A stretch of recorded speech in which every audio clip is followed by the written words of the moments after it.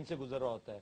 اور میرے خیال سے میں اس وقت ایک طرح سے اس کو یہ بھی کہہ سکتے ہیں مد و جزر سے گزر رہا ہوں, اور بہت زیادہ ایک وار ود ان چل رہی ہے کافی دیر سے, لیکن یو کی not put your finger on it کہ آپ چاہتے کیا ہیں اور آپ کس ڈاکٹرن کے اوپر آپ چلنا چاہتے ہیں. obviously جو چیزیں ہمیں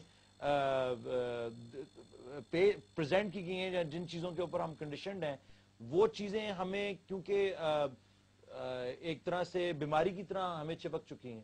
تو اب ان ساری چیزوں سے ایک جان چھڑانا ایک طرح سے وہ ایک بہت مجھے مشکل مرحلہ لگ رہا ہے, اور میرے خیال سے بہت سارے لوگ جو کہ اور بھی ان تعلیمات کو سن رہے ہیں, اقبالیات کو سن رہے ہیں, they will go through that kind of war within.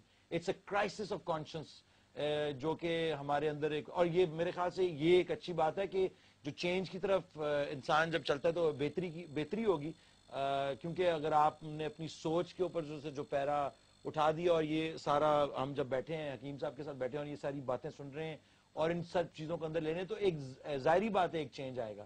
اور جیسا کہ آپ نے پہلے بات کی, بڑا زبردست آپ کا پوائنٹ ہے, اور میں یقین سے کہہ سکتا ہوں کہ حکیم صاحب جو ہیں وہ اس بات کی تائید کریں گے کہ اقبالیات کو تعلیم ہمارے نصاب کا حصہ بنانا چاہیے. علی مقصد یہی ہے ہمارے اس پروگرام کا کہ ایک مرتبہ ایک نیشنل ریوائول ہو جائے, ایک پوری قوم کو پتا چلے کہ اقبال کتنی پاورفل فورس ہے, کہ جس فورس کو, جس طاقت کو استعمال کیے بغیر پاکستان کو آپ گلوبل اسپرچول سپر پاور نہیں بنا سکتے. جب پتہ لگے گا تو پھر نظام تعلیم تبدیل ہوگا, اس میں داخل کیا جائے گا. ابھی ہمارے حکمرانوں کو, ہمارے نظام تعلیم والوں کو یا تو کنسپریسی آف سائلنس ہے, جان بوجھ کے سازش کی ہے کہ اقبال کو غائب کر دو, کیونکہ ہمارے بڑے جنہوں نے پاکستان بنایا تھا, قائد اعظم کی بار بار لوگ بات کرتے ہیں, قائد اعظم خود اکنالج کرتے ہیں کہ میری اسپرچول اسٹرینتھ ہی علامہ اقبال تھے, اور کہا گیا کہ اگر پاکستان آپ بنا چکے ہیں اور پاکستان کا مقصد آپ نے پورا کر لیا, تو پھر آپ کو اگر دنیا میں کوئی آپشن دیا جائے تو آپ کیا کریں گے؟ تو کہتے ہیں میں کلام اقبال چوز کر لوں گا, اقبال کا کلام لے کے میں الگ بیٹھ جاؤں گا, اس میں پڑھتا رہوں گا اس کو. تو قوموں کو یہ اقبال جیسے لوگ تو اللہ تعالیٰ تحفے کے طور پہ دیتا ہے. اقبال چیریٹی اور چندے کے طور پہ اللہ نہیں دیتا, اقبال از اے گفٹ, ایسا گفٹ کہ جو صدیوں تک اس امت اور ملت کے لیے کام کرتے رہیں گے, اور بدنصیب قوم ہوگی جو اقبال سے فائدہ نہ اٹھا سکے. یہ جو ریوائول ہماری موومنٹ ہے اقبال کو ریوائیو کرنے کے لیے, ایک دفعہ نوجوانوں نے پک کر لی, ہمارے پالیسی میکرز نے پک کی, تو اس کے بعد انشاءاللہ ہم پوری امید ہے کہ اقبال ہمارے دوبارہ کریکولم اور ٹیکسٹ بکس میں اس طرح شامل ہو جائیں گے جس طرح ہم نے یہ انگلش اور فزکس, کیمسٹری اور میتھمیٹکس. مجھے تو ویسے اتنی امید نہیں کہ ہمارے پالیسی میکرز, جو اب آپ پالیسی میکرز کی بات کرتے ہیں, تو that institution it self is so corrupt, the system is so corrupt. آپ جو ریولوشن کی بات کر رہے ہو نا, this is what we are talking. We are first you need to bring about an intellectual and spiritual revolution. یہ revolution جب blood ہوگا, اور دیکھو جس we can't leave it to the policy makers. In policy makers کو یا تو خود ان کے اندر تبدیلی آئے, یا یہ اٹھنے والی نئی جنریشن ان کو تبدیل کر دے گی. جس نسل سے آج ہم بات کر رہے ہیں, جو نوجوان ہیں, ٹین ایجرز ہیں, کل انہوں نے پالیسی میکرز بننا ہے نا. آج یہ جو بیج ہم ڈال رہے ہیں, آج یہ جو پودے ہم لگا رہے ہیں, کل یہ گھنے درخت بن کر اپنا سایہ دیں گے, پھل دیں گے.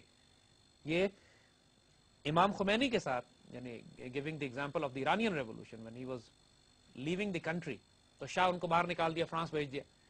تو خمینی سے وہ پوچھتے ہیں کہ آپ یہ بتائیے کہ آپ جس ریولوشن کی بات کرتے ہیں وہ کدھر ہے, where are the children, where are your forces, کہ جن کی بنیاد پر آپ ریولوشن لانا چاہتے تھے, میں نے تو آپ کو پکڑ کے فرانس بھیج دیا. تو خمینی ایئرپورٹ پہ بادشاہ سے کہتے ہیں کہ my soldiers are in the laps of their mothers, and that's how he worked. اگلے 20-25 سال تک وہ اس نسل پہ کام کرتے رہے, اور جا کے وہ نسل پھر بنی جس نے ایرانین ریولوشن بلڈ کی اپنے لیے, اپنی اسٹریٹجی, اپنی پلاننگ کے مطابق. they've done very well. اسی طرح جب بھی کوئی ریولوشن بلڈ ہوتا ہے, اوور نائٹ نہیں ہوتا ہے, it's a process that takes. ہم نے بہت زیادہ وقت ضائع کر دیا ہے پاکستان بننے سے لے کر آج تک کہ ہم نے اقبال کو ریوائیو نہیں کیا. لیکن آج ماس میڈیا کی وجہ سے یہ ایڈوانٹیج ہو گیا ہے کہ نارملی جو پروسیس 20-25 سال میں ہوتا تھا, آج اس ماس میڈیا کی وجہ سے it can be done in year, 2 years, couple of years actually. جیسے کہ آپ ایک ہمارے دوست ہیں, مجاہد ہیں وہ بھی, اور انہوں نے بڑی اچھی بات کی کہ ہم رشین کلاشنکوف کے ساتھ ہی رشین کو شکست دیں گے. تو یعنی کہ وہ using their weapons of mass destruction جو کہ مائنڈ کنٹرول کا ان کے جو WMD ہیں ویپنز آف ماس ڈسپشنز ہیں, ڈسپشن, ڈسٹریکشن اینڈ ڈسپشن. تو یہی جو انہی کے ہتھیار ہم یوز کر کے, because we had to realize کہ یہ ہتھیار کیسے یوز کیے جاتے ہیں. اقبال نے اور قائد اعظم نے بھی تو یہی کیا تھا. ماڈرن ایجوکیشن, لا, ان کی فلسفی, ان کی آئیڈیالوجی, ان کی پولیٹیکل سائنس, ان کا تھاٹ پروسیس, اسی کو استعمال کر کے مینوپولیٹ کیا اور نیگوشیٹ کر کے انہی کے ساتھ کاؤنٹر اٹیک. جی سو یہی پروسیس ہمارا ہے. ریولوشن از آن. انشاءاللہ العزیز ہمیں بہت امید ہے کہ چند ہفتوں میں, چند مہینوں میں یو ول فائنڈ کہ پاکستان کا کوئی بچہ ایسا نہیں ہے جو اقبال سے انفلوئنس نہ ہو چکا ہو. انشاءاللہ تعالی. We're going to take a break, and right after the break we're going to discuss it some more.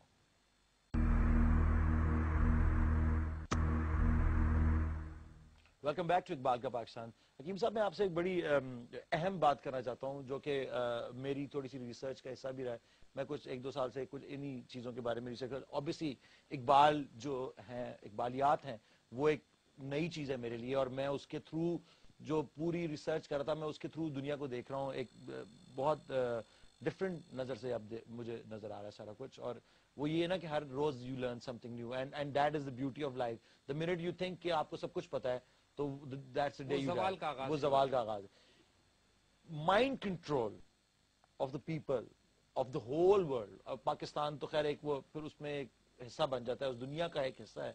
جو مائنڈ کنٹرول ہے, اور یہ ایک ڈیلیبریٹ مائنڈ کنٹرول کی مہم ہے, جس میں obviously میس میڈیا جو ہے وہ ایک ان کا مین ویپن ہے. ہم اس میس میڈیا اور جو مائنڈ کنٹرول کے ادر جو بہت سارے اور طریقہ کار ہیں, جس طرح کہ عزت اور ذلت کی بات ہو رہی تھی پچھلے شو میں, اور عزت اور ذلت خدا کے ہاتھ میں. لیکن کسی انسان کو اگر اتنی ذلت دی جائے, اتنا برے طریقے سے پیش کیا جائے کہ اس کے دماغ almost shut off, part side, compartmentalize اپنی سوچ کو کر دے, اور اس عزت یا جو ذلت تھی اس کو شٹ آف کر دے, اور پوری جو کائنات کہہ رہا ہوں, پوری جو دنیا ہے اس کے اندر جو ہیومن بینگز اس وقت کی ہیومن بینگز ہیں, ان کی جس کو کہتے ہیں روح کو توڑ دیا گیا. یہ جو ہم سیلف ریسپیکٹ کی بار بار بات کرتے ہیں کہ ان کو اتنی ڈس ریسپیکٹ یا ان کو ہر موڑ پہ اتنی ہارڈ شپ دی گئی ہے کہ وہ یہ تعلیمات جو ہم اس میس میڈیا کے تھرو پھیلانا چاہ رہے ہیں وہ انٹرسٹڈ ہی نہیں ہے, بیکاز انہوں نے اپنے جو شوق اور گریف ہے اس کی وجہ سے اپنے دماغوں کو کمپارٹمنٹلائز کر دیا ہے. اور یہ بہت زیادہ CIA یا جو کارٹیلز ہیں ان کی ریسرچ کا حصہ ہے. ان میں بہت ساری ایسی چیزیں ہیں جو کہ وہ انسانوں کو اور بے حس اور زیادہ سے زیادہ بغیرت, بے حس یا یہ سب چیزیں ہیں جن کو کہ تاکہ وہ کبھی ان کے سامنے کھڑے ہو کے ان سے لڑ نہ سکیں. یہ جو باتیں ہم کر رہے ہیں یہ کبھی سامنے نہ آئے. تو آپ اس کے بارے میں کیا کہیں؟ Iqbal obviously he saw that coming very long before it actually is happening to the through mass media. You see, this is precisely the point. علامہ اقبال نے کفر کے اس سسٹم کو اتنے غور سے, اتنے قریب سے دیکھا کہ he actually declared war on it.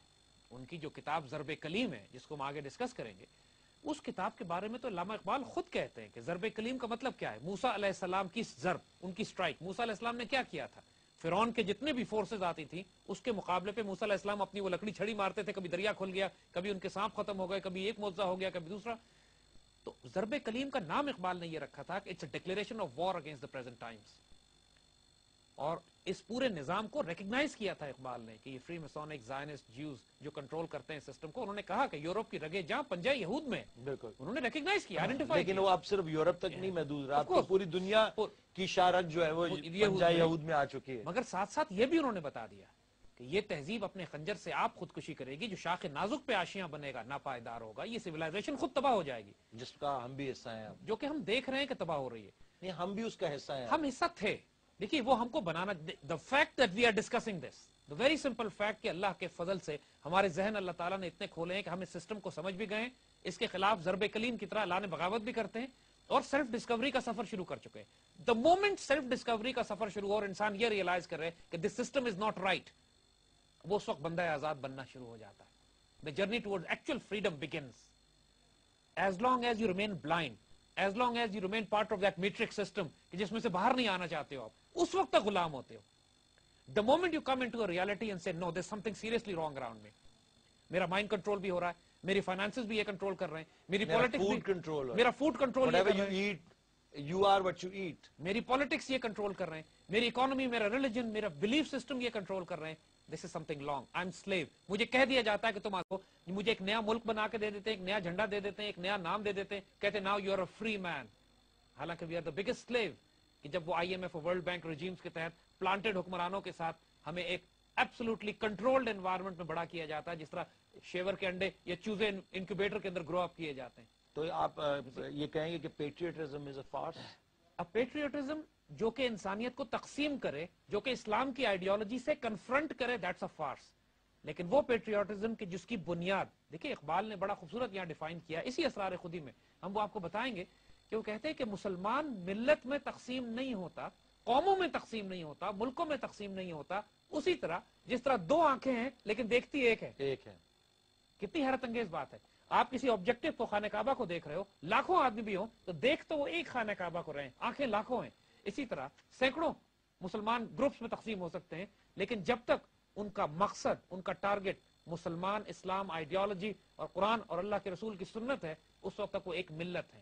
اور ہماری قوم ملت دین سے بنتی ہے, نیشنلٹی سے نہیں. This is the difference between Muslim. Basically what we lack is unity of purpose. As Muslims, جو اسلام ہمیں سب سے بڑی ٹیچنگ یہی ہے کہ یونٹی آف پرپز. جب خدا کا یا حج کرنے کا یا نماز کٹھا پڑھنے کی بات کی جاتی ہے, وہ یہی کہ یونٹی آف پرپز قائم ہے. اب اسی پر ہم آئیں گے. اقبال نے ایگزیکٹلی پھر اس کو لیا نیکسٹ موو, جو اسرار خودی کے جو ہیں. But right after this break. Welcome back to Iqbal Ka Pakistan. We have a caller on line. Hello? Hello? I think the caller just left us. Hakeem Sahab, we were talking about unity of purpose. اب دیکھیے علی, جو بات ہم کر رہے تھے نا, کہ جب ایک قوم تیار کی جاتی ہے, جب ایک انسان اپنے سیلف ڈسکوری کے پروسیس پہ چلتا ہے, تو پہلی بات ہم نے کی کہ آبجیکٹو ڈیفائن کرو. آبجیکٹو ڈیفائن کرنے کے اقبال اسرار خودی میں اقبال نے کی. پھر اس کے بعد اس فرد سے کہا گیا کہ اپنے سیلف کانشیس کو, اپنے قلب کو, اپنی خودی کو, اپنی سیلف ریسپیکٹ کو ذلیل نہیں کرو. بھیک مت مانگو, سوال مت کرو, کسی کا احسان مت لو, اپنے پیروں پہ کھڑے ہو. یہ فیصلہ کرو کہ میں سر کاٹا جا سکتا ہے, سر جھکایا نہیں جا سکتا. یہ فیصلہ کرو کہ میں بھوکا رہوں گا, قرض لے کے, بھیک مانگ کے گزارا نہیں کروں گا. جس لمحے انسان کے اندر یہ غیرت پیدا ہونا شروع ہو جائے, special forces begin to operate in him. He begins part of that cosmic energy field کہ جو انسان کو ریوائیو کرنا شروع کرتی ہے, اس کی خودی کو, اس کی قلب کو ڈیولپ کرنا شروع کرتی ہے. اس کے اندر سے اینیمل انسٹنکٹس نکلنا شروع ہوتی ہیں, ڈیوائن انسٹنکٹس آنا شروع ہو جاتی ہیں. مگر نیچرلی جب آپ کامن پرپز کی بات کرتے ہو تو کامن ایکشن اس کے ساتھ ساتھ آتا ہے. پوری اسلامک آئیڈیالوجی کو یونائٹ کرنے کے لیے اللہ تعالیٰ نے کچھ فنڈامنٹل پلرز دیے ہیں.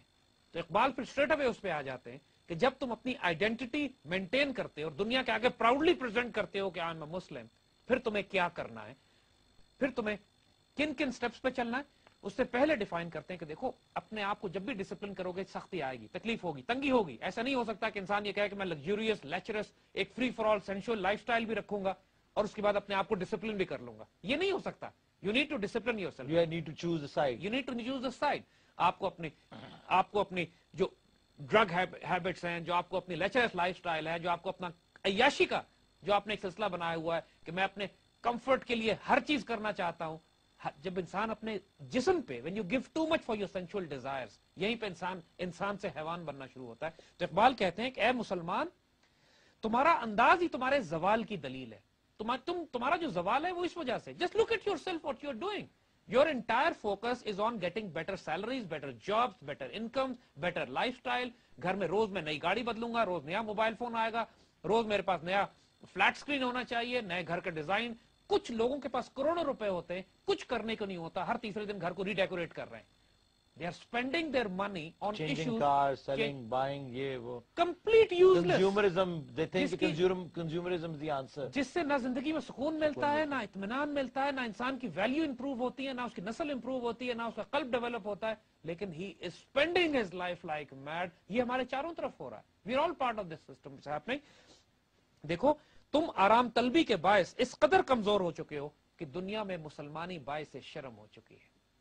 یعنی آرام طلبی کے باعث, یعنی ہم لوگ اگر جفاکش ہوں, ٹف ہوں, strong who, strength of character ہمارے اندر ہو, تو پھر دنیا ہمیں رسپیکٹ دے گی. لیکن ہم اتنے آرام طلب ہو چکے ہیں, آج پریکٹیکلی افسوس کے ساتھ کہنا پڑتا ہے کہ دنیا کے امیر ترین ملک جو ہیں عرب ممالک ہیں ہمارے, جہاں تیل کے خزانے اور کنویں نکل رہے ہیں, اور دنیا میں سب سے زیادہ عیاش انہی کو سمجھا جاتا ہے.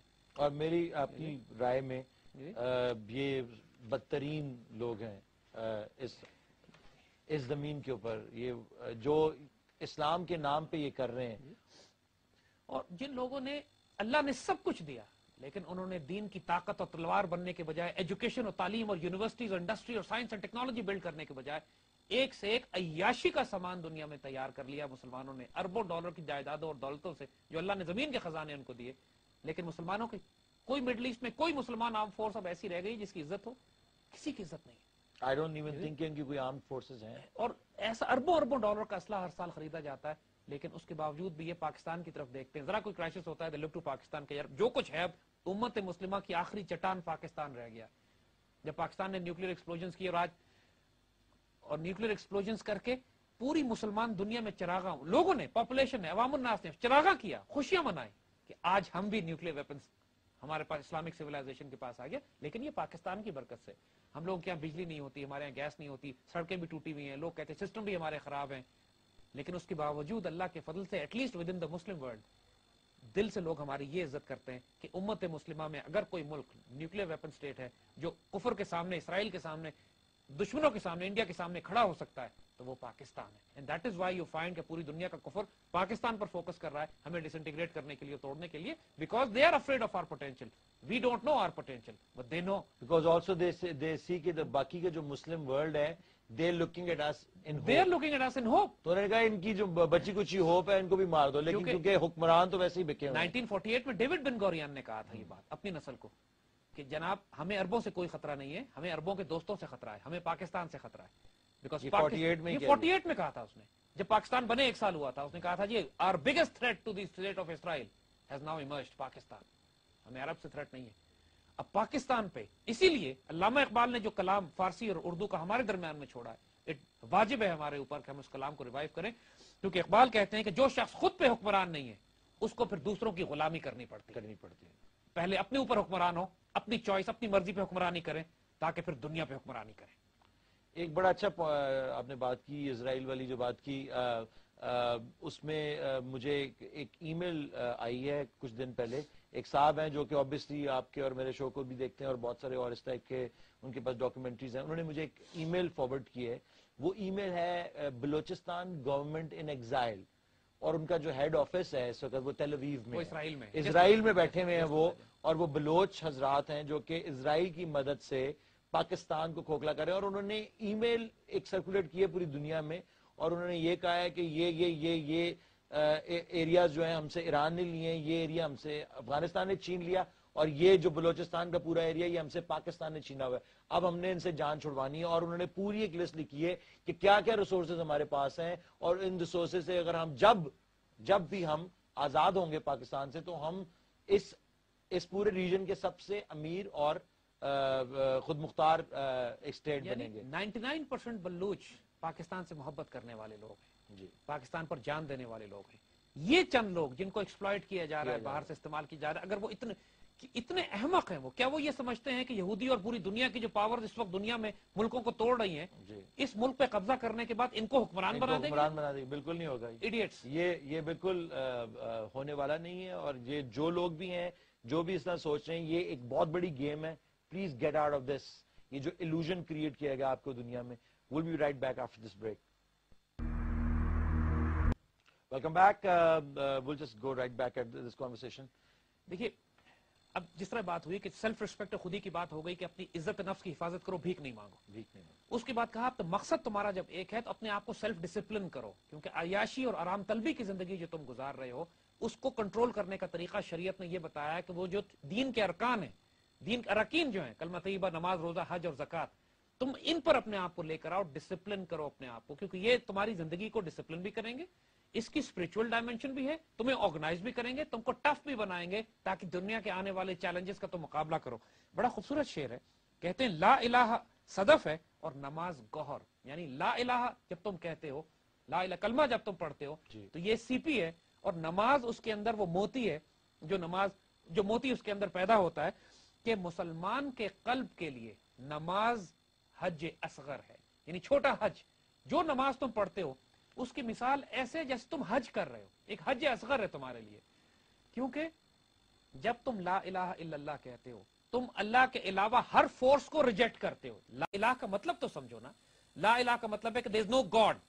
اس کا مطلب ہے کہ تم نے دنیا کے ہر گاڈ کو، ہر خدا کو، چاہے کمیونزم ہو، کیپٹلزم ہو، ڈکٹیٹرشپ ہو، ڈیموکریسی ہو، روپیہ ہو، پیسہ ہو، بینکنگ سسٹم ہو، نیشنلزم ہو، جو دنیا کا گاڈ تمہاری اپنی ایگو ہو، تمہارا اپنا خاندان ہو، جائیداد ہو، دولت ہو، روپیہ ہو، پیسہ ہو، تمہارا اپنا رینک ہو، سٹیٹس ہو، تمہارا خاندان ہو، تمہاری بی ایم ڈبلیو ہو، یا تمہارا 2000 گز کا پلاٹ اور مکان ہو، تمہاری فیکٹری ہو، یا تمہارے مزار اور تمہاری جاگیر ہو، جس چیز کو تم نے خدا بنایا ہوا ہے. اسی خدا کا کانسیپٹ صرف وہ لکڑی پتھر کا بت نہیں ہوتا ہے. انسان نے بہت سارے خدا بنائے ہوتے ہیں دنیا میں کہ جن کو پوچھتا ہے انسان کو، کیونکہ خدا کی ڈیفینیشن کیا ہے کہ جب وہ اللہ اور رسول کو بھول جاتا ہے اور ان چیزوں کو پرائرٹی دیتا ہے تو یہ چیزیں اس کا خدا بن جاتی ہیں. بالکل. تو اقبال کہتے ہیں کہ لا الہ تمہارا وہ صدف ہے. ایک دفعہ تم اپنا کلمہ تو ٹھیک کرو یار. ریئلائز انٹلیکچولی کہ میں نے دنیا کے سارے خداؤں کو ریجیکٹ کر کے I will come to one God. There is no God but اللہ سبحانہ وتعالی. باقی خدا کا مطلب ہم سمجھتے ہیں کہ لکڑی اور پتھر کا بت ہے. نو. جیسے ہم نے عرض کیا کہ ہماری دنیا میں ہر وہ چیز جو آس پاس پھیلی ہوئی ہے جس نوکری کی وجہ سے آپ حرام کام کرتے ہو، جس نوکری کی وجہ سے آپ اللہ کا حکم توڑتے ہو، جس خاندان، جس بیوی کی وجہ سے، جس روپے پیسے کو بچانے کے لیے آپ حرام کام میں ملوث ہوتے ہو اور ملک و قوم اور اللہ کے دین کے ساتھ خیانت کرتے ہو، وہ سارے خدا بنائے ہوئے ہیں آپ نے. They are all gods. جس طرح خانہ کعبہ کے اندر 360 بت رکھے ہوئے تھے، ہر قبیلے نے اپنا ایک بت رکھا ہوا تھا، اسی طرح آج بھی ہمارے دلوں میں اور ہمارے معاشرے میں 360 بت ہیں، اور ایک ایک بت توڑنا پڑتا ہے جا کے. کسی کوئی بہت حسین و جمیل ہوتا ہے تو اپنی خوبصورتی کو بت سمجھنے لگتا ہے، کسی کو علم بہت ہوتا ہے تو اس کا علم بت بن جاتا ہے اس کا، کسی کے پاس دولت ہوتی ہے وہ اس کا بت بنتا ہے. تو اقبال کہتے ہیں دیکھو ایک دفعہ اس بت کو توڑو پھر نماز کی طرف آؤ، کیونکہ نماز تمہیں کنیکشن جوڑتی ہے تمہارا اپنے اللہ کے ساتھ. You remain one on one relation ship with your God. ایک دفعہ اپنے اللہ سے ایسا تعلق تو بنا جس اللہ سے تم نے طاقت لینی ہے، اسپرچل فورسز لینی ہے، اختیار لینا ہے، جس سے تم نے یہ کہنا ہے کہ میری تقدیر یہ ہونی چاہیے، جو کائنات کا بادشاہ ہے. اگر تم نے اس سے ہی تعلق قائم نہیں کیا تو اپنی فورسز کہاں سے لے کر آؤ گے؟ اور جب تم حج پہ جاتے ہو وہ تو بہت سال میں ایک دفعہ ہوتا ہے، لیکن دن میں 5 دفعہ جب تم، یا تہجد کے وقت چھٹے وقت تم کھڑے ہو کے جب تم نماز پڑھتے ہو، یہ ہر نماز تمہارے لیے ایک حج ہوتا ہے. یہ تمہیں ڈسپلن کرتا ہے. صبح اٹھنا پڑتا ہے نا، فجر پہ اٹھنا ہے، ظہر پہ اٹھنا ہے، عصر پہ، مغرب پہ، عشاء پہ. unless you organize your life like this, unless you make a direct contact with Allah subhanahu wa ta'ala, unless you break all those gods that you have created around yourself. اور سب سے بڑا گاڈ انسان کی اپنی انا ہوتی ہے، ego, the false ego جس کی ہم نے بات کی تھی، ناٹ دا پازیٹیو خودی کو تو ڈیولپ کرنا ہے کیونکہ خودی کا بیسس اور سورس قلب ہے. اور سب خودی کو، جیسا میں نے پہلے بھی آپ سے ایک شو پہ سوال پوچھا تھا، کیا خودی کو انگریزی میں سپر ایگو میں ٹرانسلیٹ کیا جا سکتا ہے؟ علی اس ایشو یہ ہے کہ بہت سارے ہمارے دین کے اور قرآن اور سنت کے الفاظ ایسے ہیں کہ جن کے انگلش میں ٹرانسلیشن ہے ہی نہیں. تقوی کی ٹرانسلیشن آپ گاڈ فیئرنگ تو نہیں کر سکتے صرف آپ. مومن کی ٹرانسلیشن صرف بلیور نہیں ہے. احسان کی ٹرانسلیشن کیا کریں گے یار، انگلش میں لفظ ہی کوئی نہیں ہے اس کا. انگریزی زبان تو بہت کمزور ہے ان معاملات میں. یہ تو ایسے لفظ ہیں کہ جن پر کتابیں لکھی جا سکتی ہیں ایک ایک لفظ کو ڈیفائن کرنے کے لیے. اسی طرح جو لفظ خودی ہے، اسی طرح جو لفظ انسان کی حقیقت انسانیہ کی ڈیولپمنٹ ہے، اس کو صرف ایگو یا سیلف ایگو یا ہائر ایگو میں ٹرانسلیٹ نہیں کیا جا سکتا، اس کو مارجنلائز بھی نہیں کیا جا سکتا، مارجنلائز کیا جا سکتا ہے. دا پوائنٹ از اب اقبال پروسیس بتانے پر آ گئے ہیں کہ انسان اپنی ایگو کو ڈیولپ کس طرح کرتا ہے، فوکس کس طرح کرتا ہے، جس کے لیے now he has moved on to sharia. کہ شریعت کے دائرے میں جب تم آتے ہو تم پاکیزہ ہو جاتے ہو، تم پیور ہو جاتے ہو. It's a protection, it's a barrier جو تمہاری حفاظت کرتی ہے دنیا کے سفر میں.